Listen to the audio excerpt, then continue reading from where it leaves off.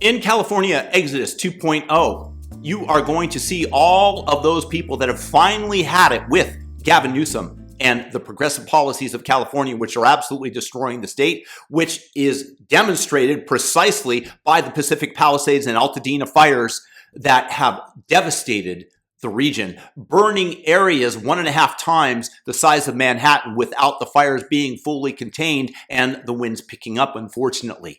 Now, people are going to realize that they don't have to pay those taxes to the state, that they can move to Nevada and pay 0% income taxes, to Texas, to Florida, or pay less in the state of Idaho, red states, or maybe even move to Oregon or Washington, where things, at least they have water there.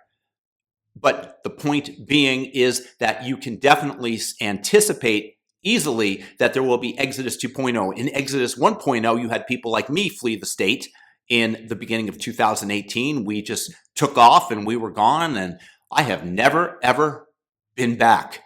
And I grew up in California, and I spent all of my years there.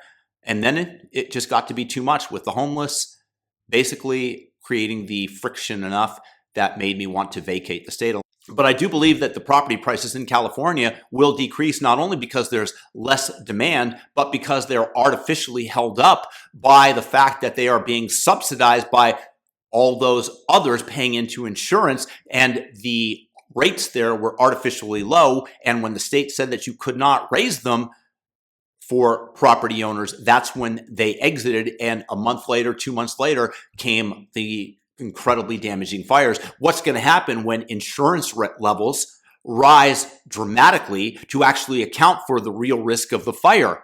Well, that's basically on the state for their absolute incompetence, because it didn't used to be this way. And they're going to blame climate change and say, look over here, look over here, look over here, and not at the utter incompetence of what they have done in terms of, once again, no fire breaks, not clearing out the brush, not controlled burns, however you want to put it. This is what the state has done. This is what California has done. The lack of water management, letting all that water flow out to sea, not having the Santa Ynez Reservoir full. That's going to basically weigh on people's minds, and they're going to decide to move. So you can anticipate easily that the neighboring states are going to, the values of property there will see increased demand and will likely start to balloon a little bit, whereas California is going to decrease.